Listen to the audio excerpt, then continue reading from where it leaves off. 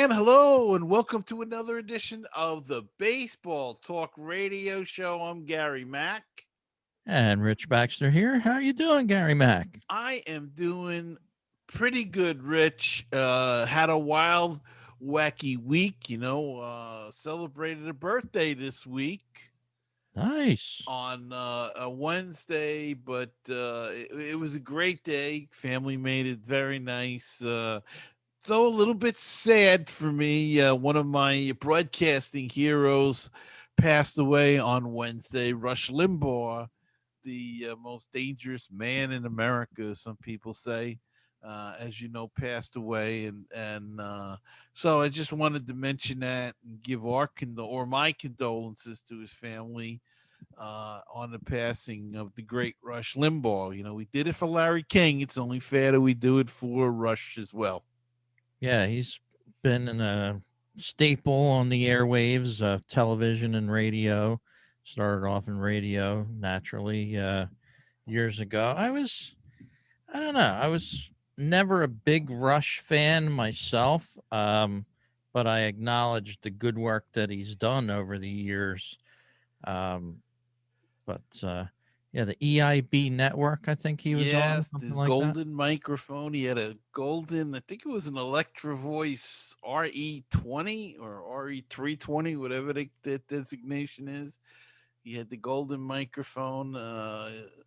People were, his fans are called Ditto Heads. I was a mega Ditto head because people would come on to save time. They'd say, uh, like the guy before would say, "Rush, I love the show," blah blah blah. So next guy would come up and say, "Ditto." So that's how it started, and to save time, everybody just said "Mega Dittos" or Right. "Ditto Rush," and so that's how that all got started. But he was a character. I got into listen to him way back in the early days when he moved to New York, and he was doing actually what people forgot at one point in time was that when he came to New York, he did a 2 hour show in the morning and then did a national show.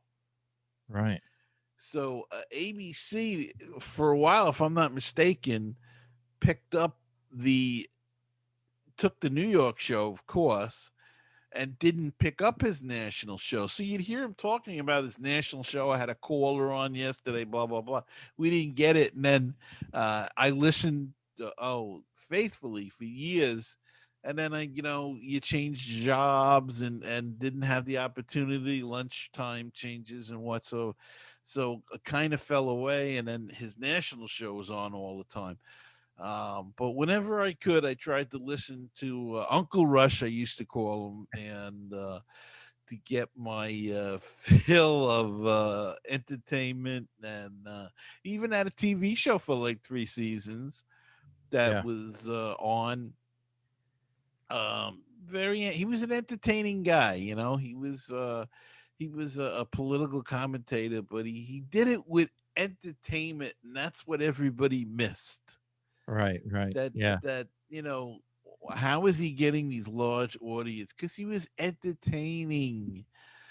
People loved it. He did these updates, and he would play this bumper music for the updates, and he was just a character and a very entertaining guy. And he was a little uh, I don't want to say arrogant because he wasn't arrogant from what I could tell. But he was a little, Self-serving, maybe. yeah, self-serving. He promoted himself. He was, Yeah.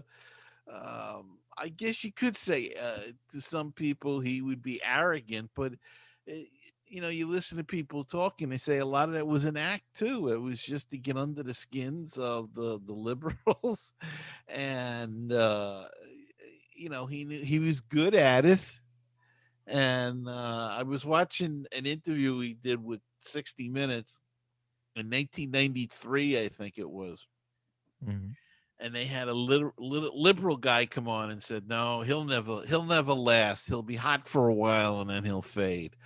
Well, I hate to tell this guy, I don't know where he is today, but 33 years, I think he was number one talk show host in the country. That's a long time, Rich. 33 years to be on top of the heap. Uh, it's incredible, and like I said, we're gonna the conservative movement's gonna miss his wit and wisdom. I'll miss it. Thank goodness we have YouTube and things like that we can go back and uh, listen to him. But he had a great voice too, didn't he? He had Yeah, a yeah, great voice for radio, and so I don't want to tick off too many people, but it's a shame that people criticize on Twitter, and I always try to be nice to somebody that passed away, even if it's somebody I can't stand. Uh, you yeah. know, Because they're human beings. That's right, and the nastiness on Twitter is just ridiculous. But we see that in social media, and maybe we can discuss that when it comes to baseball in a little bit. But I just wanted to get that out there, get off my soapbox. Condolences to the Rush Limbaugh family, and rest in peace. So, Rich, spring training's here. yes, it is. Yep. Just put up on the screens a little still there from probably one of the teams that made the biggest move over the last couple days as well, San Diego Padres. Talk about that in just a second. Yeah, but spring training's back. And Gary, can you believe it? Just put up a picture on the screen there for a second. Year two of COVID and the mouth coverings again. And, Yeah, we're going through this again, it seems, as the players have reported to spring training. right. Um, I'm not surprised, Rich. What I'm surprised with, and maybe it's me, but it doesn't seem to be the fanfare and the excitement that we normally see around spring training. How about you? Do you feel that, or maybe it's just me? I'm don't usually have great anticipation, and it was like, oh, it's spring training, pitches and catches. You know what I mean? Yeah. Yeah. It's Uh, almost like time caught up with us again and it was time and for, it was here. yeah. And as Um, we see, pictures coming back from spring training on the screen, if you're watching our YouTube feed of the show, one of my favorite pitchers, Blake Snell, reporting to the Padres with his mask on, and that's part of it. You can't see his face; it looks very stark. These pictures of players reporting with masks on again, yeah, and yeah. you know, we're going through it again, so to speak. Yeah, and the only difference is I think they're going to try to let people in at some point, hopefully by opening day. Um, we'll see how it all works out, but look, it's here, and I guess we should be appreciative of it. I'm just having I don't know what it is this year. I'm just having a hard time, man. I guess I'm waiting for the other shoe to drop.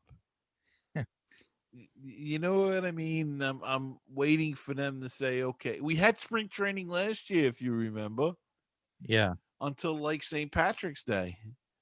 right, right. And then the Seems to bottom go. dropped out. So I guess I'm waiting for that to happen. And that would be a real shame because, um, things are moving along, the vaccine and all of that stuff. But we shall see what will happen. People in Florida and Arizona got to be ecstatic, though. Restaurant owners, and Yeah. hopefully they can make some business back.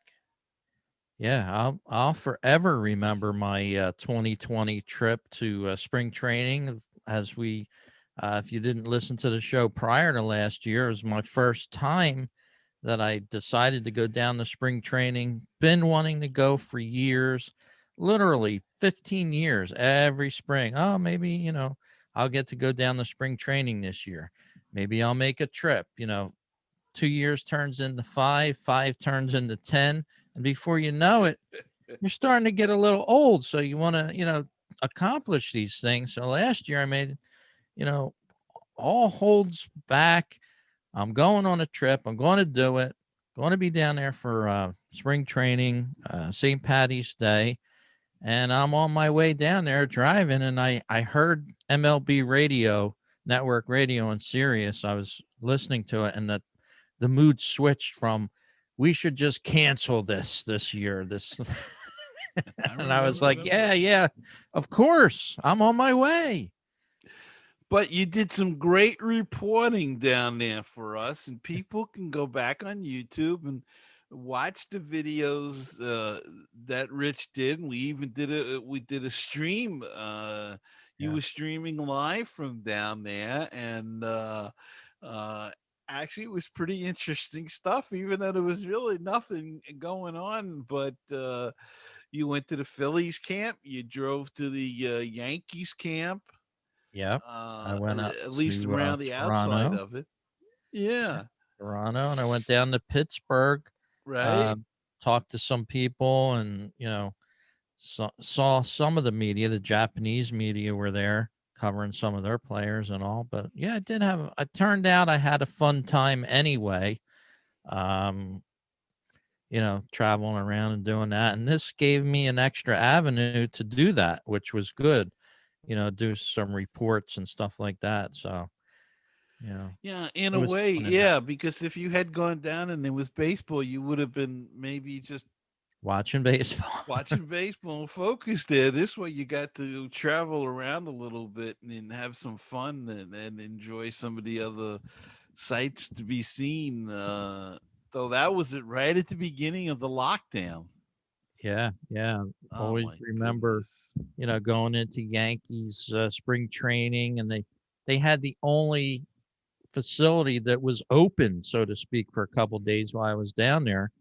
I think they did close the gift shop Yes. down, Yeah. Yeah. but I was able to go in there and walk around. I think I bought a few things out of uh, being appreciative that they were open. Right. Right.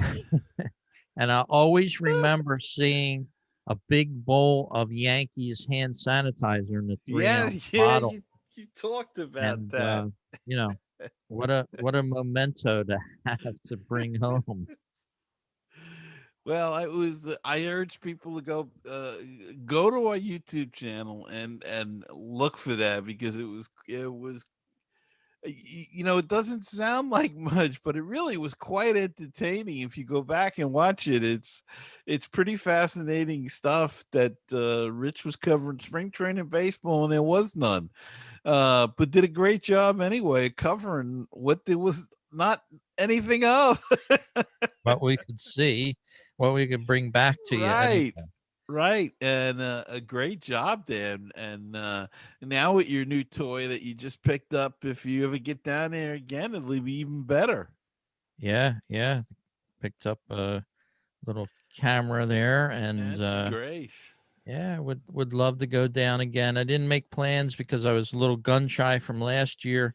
I Don't did blame you. find out the Phillies opening up spring training. They're going to have up to 2,200 fans in a stadium that holds 8,500. So there is going to be fans in the stands this year for the Phillies anyway, from what I found out so far. So what is that, like 20-25%, something like It's that, about I that. guess. Yeah. So the Yeah. Yeah. demand is probably phenomenal. Maybe. I mean, you still have the pandemic going on, so that's going to play into people's decisions. But Yeah. at least you'll be able to get in this year. Won't be a locked gate like Yeah. I was looking through. Well, that was still a great job that you did last year. So that was a lot of fun.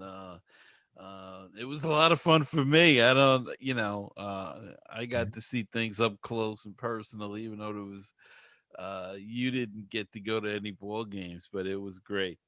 Uh, what do you think about all of this money getting thrown around, Rich? You mentioned the Padres were showing pictures, and they just signed Fernando Tatis Jr. 14 years, $340 million extension. Um, that's a lot of money, but he's a young kid. I mean, this is gonna run out when he's 35 or something like that. So I think he's what, 21 now or something. 21, yeah. So I could see it. It's interesting. I was thinking about this the other day. There's we don't see as much money flying around. Let me see if I can explain this. We don't see as much money flying around to as many free agents as we used to. I don't think, right? Mhm. But there's more free agents. The type A free agents are getting bigger contracts, and the younger guys that are stars are getting longer contracts. And I'm talking about Tatis, Bryce Harper, Giancarlo Stanton. Though that contract is not turned out to be that good of a deal for anybody. Um, but a lot of money flowing around, Rich. Yeah, that's for sure. And this one caught me completely off guard. I read the headline, and if you saw our YouTube feed here of the show, I just put up a headline. Wow, Fernando Tatis Jr.'s $340 million deal with the Padres sends shockwaves across the MLB. That was from USA Today. And that's sort of the way I felt. Like, who is Fernando Tatis Jr. to be getting a $340 million contract? He's only played professional ball in the MLB for 2 seasons now, 20 and 19. And yeah, he's had a great debut. Um, Mickey Mantle-esque? No, no, not by any means. In fact, I had to go on to the baseballreference.com site to check out who the players that he's most compared to at age 21 here. I see Alex Rodriguez here. That might be the reasoning behind the Padres signing uh, Tatis to this long contract with outrageous money, but you don't generally see a team do this. Even if a guy is a superstar in the making, let him feel out his first couple years. In my opinion, I think they rushed this contract. Well, I think there's a couple of reasons behind it. I think that everybody thinks he's going to be a huge star. So that's the first thing. They want to keep him in the fold. And I think they want to show that they're building a winner. And coming back from COVID, that could be a big deal. I think that's why they made the trades they went out and made, the signings that they did. All the moves that San Diego did this year were designed to show that they're ready. They want to compete against the Dodgers, and hopefully it puts fannies in the seats when you can bring people back. So I think that all played into it. Plus, he's very popular. Um, he is a terrific player, and he's only 21. So I just think they wanted to not take any chances. What happens if he has a monster year and then you try to sign him and then he's looking for a half a million, a half a billion. Um, it may turn out they got him cheap. Who knows down the line? But I think that's what their reasoning was. The problem is now it presents problems to the other ball clubs. I'll use my Mets for an example. They just traded for Francisco Lindor. His contract is up at the end of the year. They want to give him extension, but is he going to look for this kind of money and this kind of length? I don't think the money is an issue, but the length is an issue. And he's a little older. He's 20. I'm not sure now how old he is. Um, but if he's 26, is it? Let me look him up real quick while we're doing the show here. This year, age 27. 27. See, I don't give him a 14-year contract because, especially at a shortstop position, you can move him to third. But that would be 41-year-old, playing. So, but do you give him an 8-year for a ridiculous amount of money, 50 million a year? I don't know. It just opens up a lot for people that want to sign extensions. Same thing again. I'll use the Mets as an example because that's what I know. Michael Conforto, they want to hold on to, but um, he had a coming out year last year, and he's been an All Star a couple of times. So, and he's a Scott Boras guy, so Boras is going to be looking for big money in an extension. So, I don't know. Uh, how it doesn't seem to bother the Padres, but I think the ramifications to other baseball teams is what's going to cause a problem as far as extensions and things of that nature. Yeah, this sort of came out of the blue. And of course, most teams that have a superstar in the making, I go back to Ryan Howard, for instance, with the Phillies. They play a little game with the player for a couple years that they can play the game with them. Um, Bump them up a little bit, bump them up a little bit. Then they get the big contract.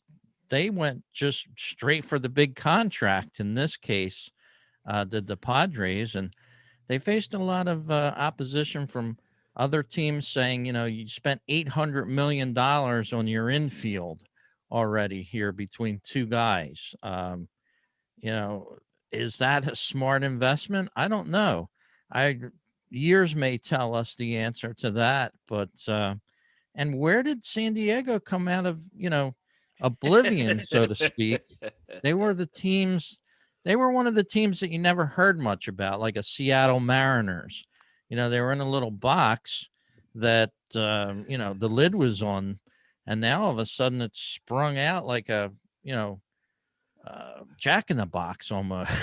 Well, you know what they did, Rich? They built through their farm system, and they made some small trades and got rid of some key guys a couple of years ago, and got back these prospects. And now they've gotten to the point where they brought up some of the prospects. They're paying off like a Tatis. They held on to them, and they moved some of the other prospects to get pieces, that they needed. And all of a sudden now they feel like they're ready to win or ready to compete, at least maybe for the playoffs, and they're going for it. And it's what a lot of teams are looking to do. They were just fortunate. They had some farm system. Now I don't know how I think they still have some players down there too. But they had a lot to deal from, and they made some good strategic moves. The Manny, the third baseman. Machado. Yeah, yeah, and that wasn't such a great signing, I think. But again, I think uh,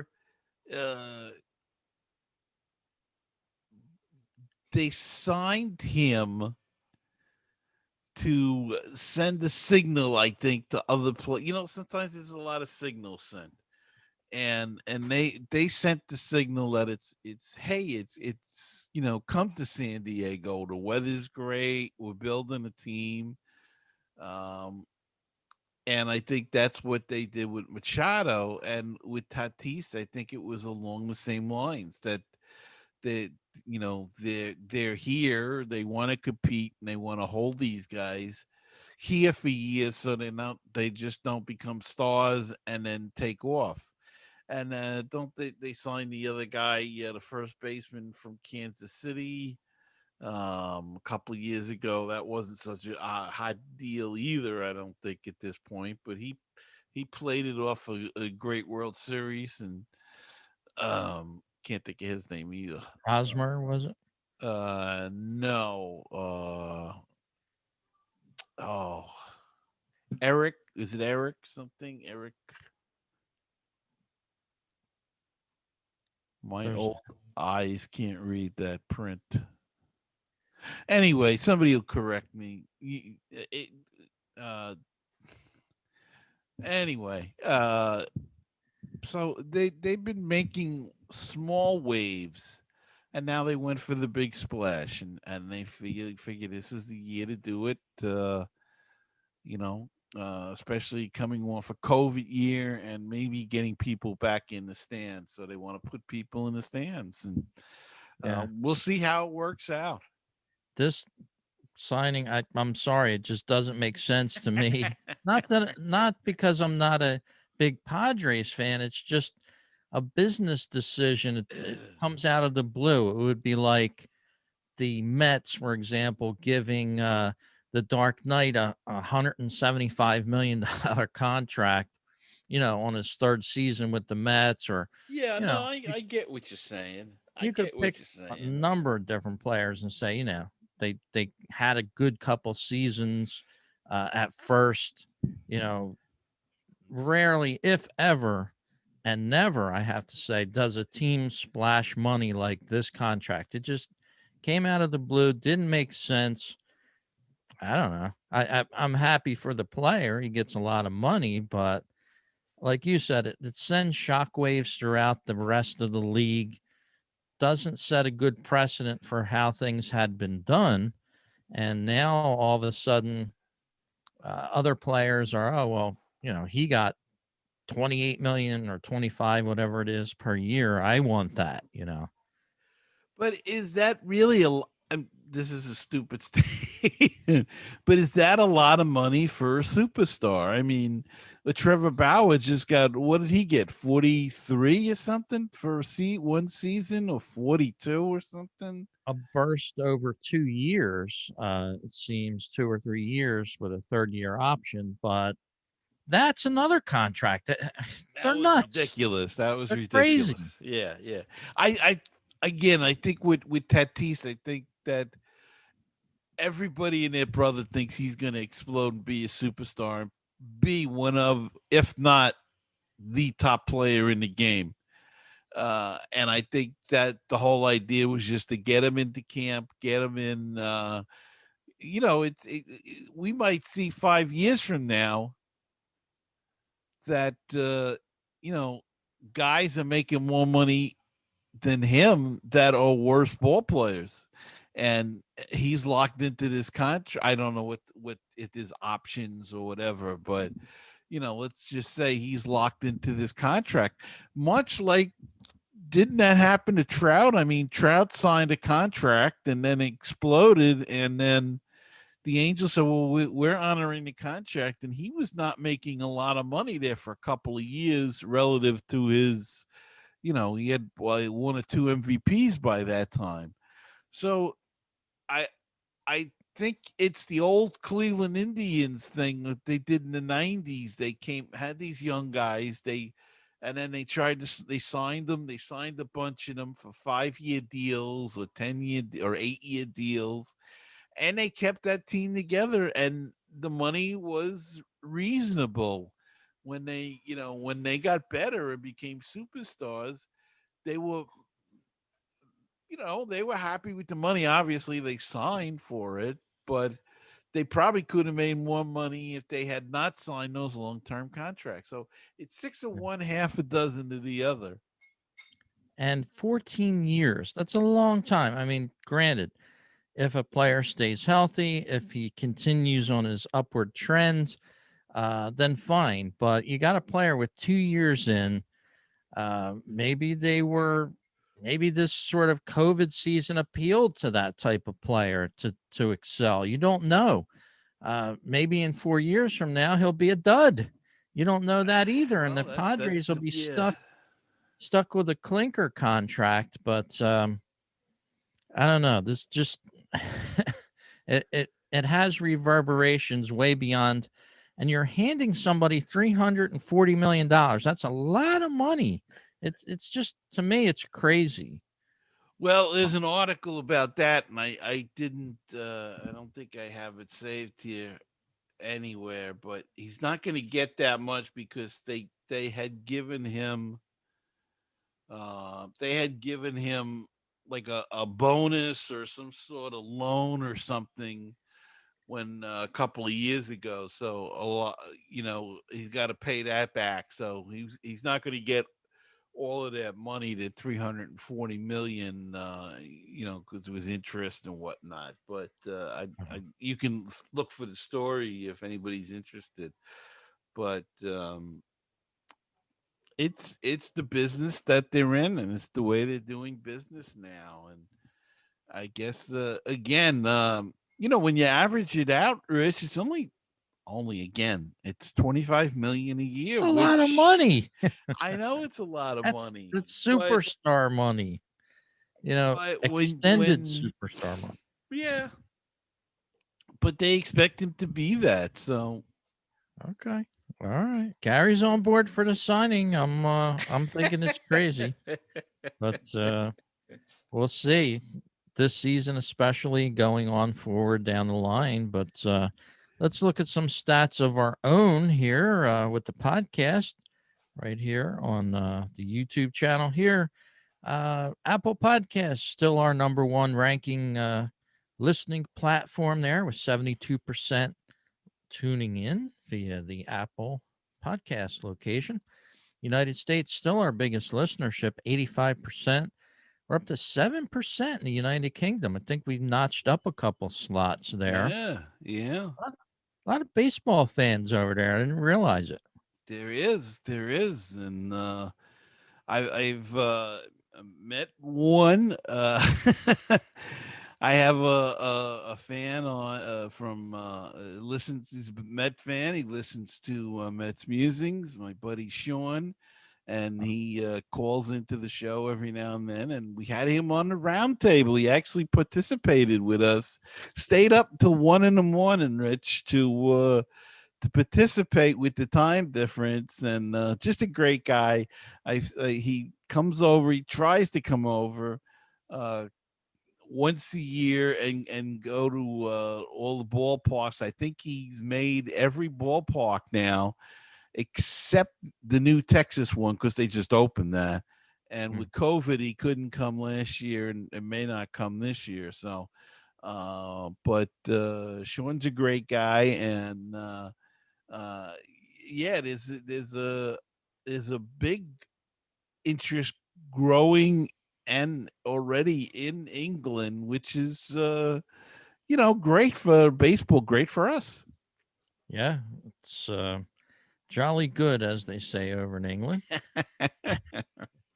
Our listeners' age groups here on the right hand side, courtesy of Spotify, which recently bought the podcast platform that we stream from here, anchor.fm. So here's the listeners over here on the right hand side. Left hand side, we have 86% male listeners. Our ladies are also answering the call for the show. They're up to 14%. So thank you very much, ladies. Yes, thank you. That's great that they're growing. Yeah. So over here, we have our devices here from the Anchor platform, iPhone and Android. iPhone being the dominant one there, better for podcasts, I guess. Smart speakers up to 5%. Did you know you could listen to the Baseball Talk Radio show from either your Google home device, your Apple device, your Alexa? Just say play the Baseball Talk Radio show podcast, and chances are it's going to queue up our latest show. I So, did not know that. yeah, so it's a plethora of different areas you can, tune in the show from and listen to us do our thing every week, just about talking baseball here on the show. Yeah, and if you'd like to be a part of the show, you can by giving us a call, 516-619-6341. Now, that is a voicemail because everything, the show is pre-recorded. But, if you want to, we will play it on there. We'll play it on the show, your questions or comments, and do our best to answer it. And if you'd like to become a patron of the show, we'd appreciate that as well. You can support us, as Rich has got his tiny sign behind him there. Support us on Patreon. Go to patreon.com/baseball talk, or you can go to anchor.fm/baseball talk radio show. And you can leave a small donation, whatever you'd like, right through those sites. And really, it really is a good boost. It means a lot to us, and we're looking into doing some live streaming stuff, and but it we're a two-man operation here. We do this all ourselves. We don't Maybe from the stadium. yeah, we don't have any producers.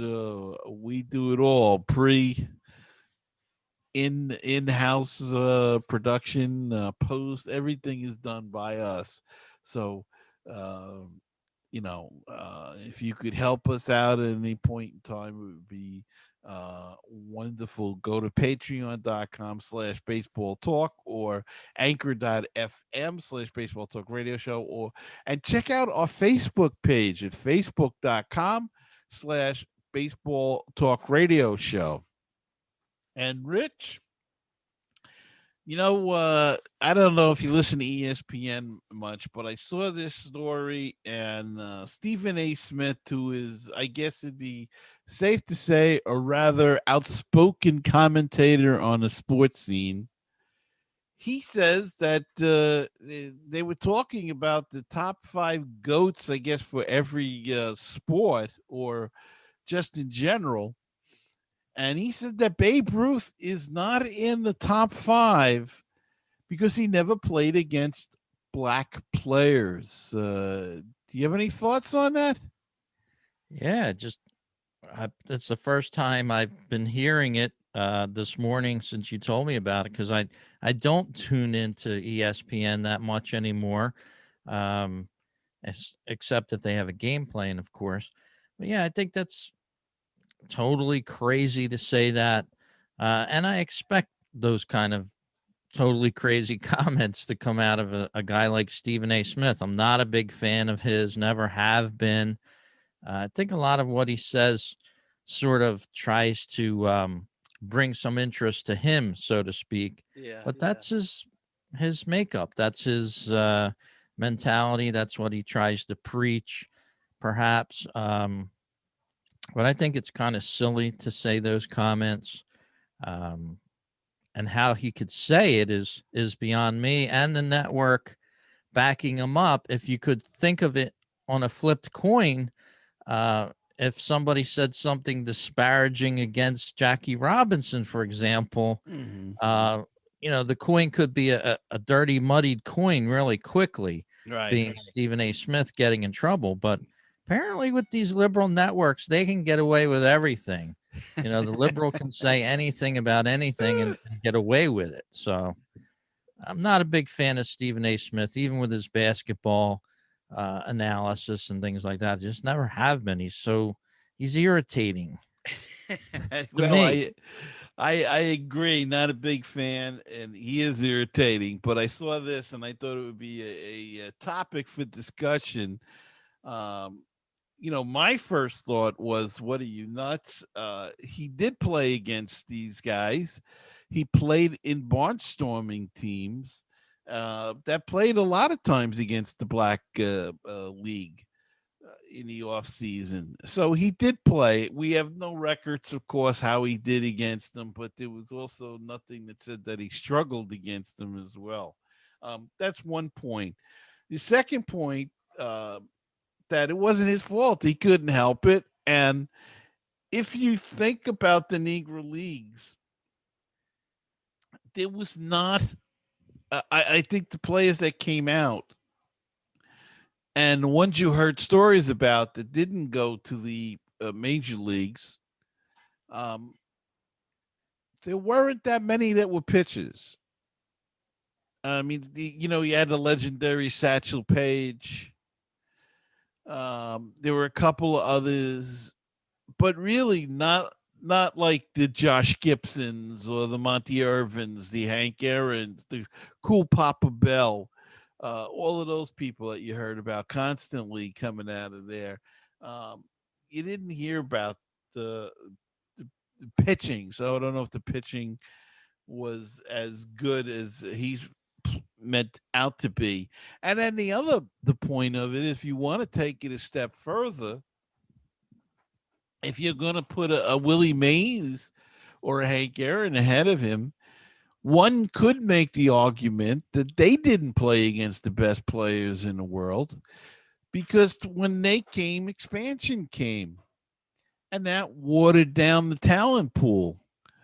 So, I mean, you could make technically an argument there that, you know, they were not the goats either one of them, and maybe shouldn't be in the top five because they did not, when once expansion came, he was playing against a smaller league, a smaller group of players. So he was playing against the best of that time, other than the Negro leagues.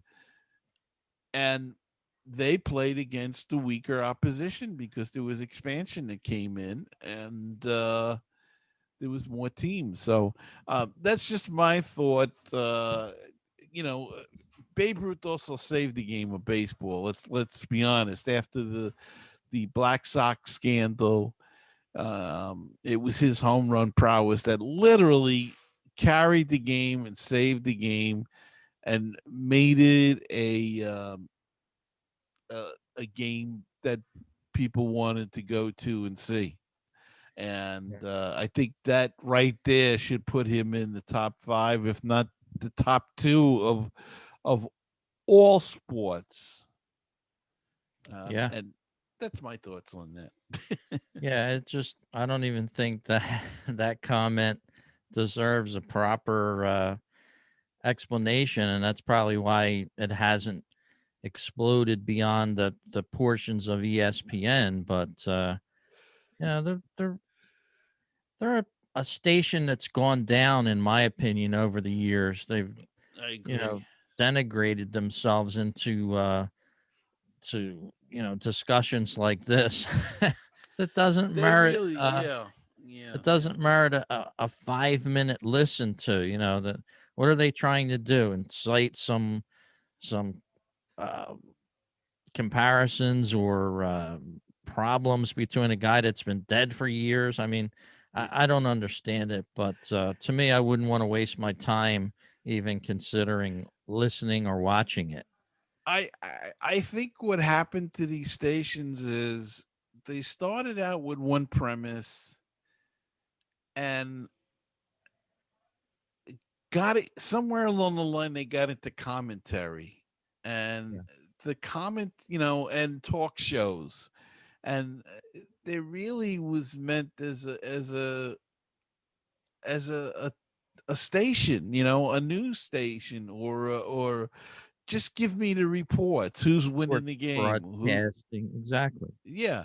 Same thing with CNN. CNN Sports started Center. 24-hour news, and now you don't get any news. It's all programs, with opinions. So, um, I think they hurt themselves when they do stuff like that. ESPN went that way. There are some you do need some shows now. That they had their NFL and all of that shows, but I don't know. I just think they try to do too much, and they really, when they laid off a lot of the good talent, and the guys nowadays, it's just not as good. The journalism there is not there, and I don't know. I was watching their baseball show compared to the MLB network. It's horrible. Yeah.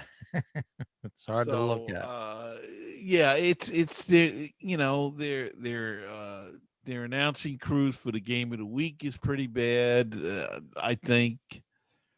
Um, and again, they try to do different things. they brought in Jessica Mendez, and that didn't work, and so I don't know. But I just saw it and I thought, well, maybe that's something we should discuss about, because I know we're Babe Ruth fans on this show, so Interesting. Yeah. not having him mentioned in any conversation of greatest of all time is ridiculous. But we Yeah. can let it be from there. What else And you got? in other news, the baseball world here, Ian Desmond announced that he's decided to opt out of the 2021 season for the second year in a row. Um, Opted last year not to play the 60-game season, citing a desire to stay home with his then pregnant wife and their four other children during the COVID-19 uh, pandemic. And he has said again this year he will do the same. So Desmond, who's 35, he'll forfeit $8 million he was scheduled to be paid in the final year of a 5-year, $70 million contract that he signed in 2020. So $8 million being left on the table by Ian Desmond, that speaks volumes for the way he feels about this pandemic. Either that or he's lost his desire to play baseball. I mean, and ready to retire, because how do you leave that kind of money? And does he honestly think he's going to want to come back at 36?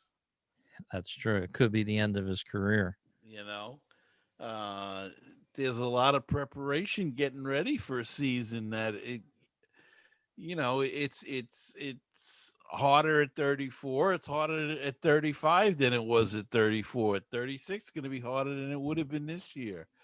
Um, I don't know. It sounds like he's ready to retire, and he must have enough money. He must have some things on the side going that he give up $8 million. Must have been buying Bitcoin all that time. Maybe. Well, we appreciate you tuning in to the show. Hit that like and subscribe if you're on the YouTube channel. We need all the listeners we can get. We're trying to build up that channel for our watchers here. So please hit subscribe. We're going to need 1,000+ subscribers soon. Bring you more entertainment and things like that for the channel. And as well with the podcast, hit subscribe so you get our latest show, everyone. Yeah, and you'll always be reminded of it. And on YouTube, hit that bell too. That'll help it'll let you know whenever a new show comes up. So we're at that. I don't know what, I forgot to look. The latest number was 125 or something subscribers, and Yeah. I'd like to get to 200 by March 10th. All right, I don't know cool. why I picked March 10th. I just queued up our outro music here. So thanks again for listening, everyone. And Gary, any final thoughts on the show? No, you have a good week, Rich, and the folks out there have a great week, and we'll see you the next time.